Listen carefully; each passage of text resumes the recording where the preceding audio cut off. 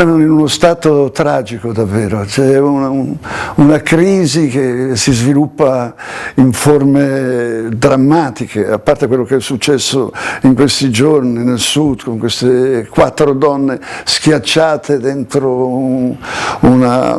palazzina con una ragazzina, anche lei, figlia del padrone addirittura, queste donne che si scopre che lavoravano per una miseria e tutto questo clima. C'è la situazione del governo, il governo che da un giorno all'altro sembra proprio andare giù, e ci sono quelli che avvertono, tutte le agenzie, poi ci sono gli uomini politici stranieri e poi c'è perfino il vescovo, il cardinale, il papa, tutti che avvertono: guardate che non si va avanti, e mi fa venire in mente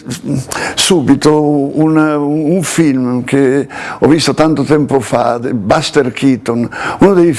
pochi film dove c'era un sonoro, c'erano delle urla, dei suoni, c'erano delle esplosioni, c'era della musica, e che si svolgeva tutto con un sacco di clown dentro un palazzo e uno stanzone enorme. Si capiva dal movimento, dalle pantomime, che era un governo dove tutti quanti stavano litigando, si facevano cattiverie, insulti, si prendevano a schiaffi, da clown naturalmente, e proprio nel mezzo c'era una statua, la statua che indicava la presenza straordinaria del Presidente della Repubblica, di cui si trattava in quel momento. Si davano insulti e soprattutto c'erano grandi rumori, buttavano per terra. A un certo punto ci si accorge che la statua barcolla, e allora tutti smettono di litigare fra loro e accorrono per tenerla su, e si mettono uno sulla spalla dell'altro e poi prendono delle scale e montano su per tenerla. La testa si sta distaccando, gliela rimettono, gliela riavvitano, poi scendono piano piano e si mettono di nuovo seduti e cercano di non far rumore, perché hanno capito che è il rumore, l'urlo, le parole gridate, le bestemmie che determinano questo trillare e questo movimento. Parlano piano, poi si dimenticano del pericolo che cada questa statua che è emblematica del potere, e soprattutto si sente che se crolla quella statua crollano tutti. Ecco che a un certo punto si mettono a urlare di nuovo, ma poi fanno silenzio, perché c'è questo muoversi della statua che addirittura si agita, ed ecco che di colpo fanno silenzio e parlano piano piano, e c'è uno che starnuto, lo azzittiscono subito, un altro che ha un colpo di tosse, un altro che ha paura della statua che gli cade addosso, si mette a urlare, fermo, lo tappano, lo buttano per terra e poi si mettono intorno alla statua. Ecco, la statua sta su, piano piano andiamocene, ecco, vanno fuori, piano piano escono, e quando stanno per uscire,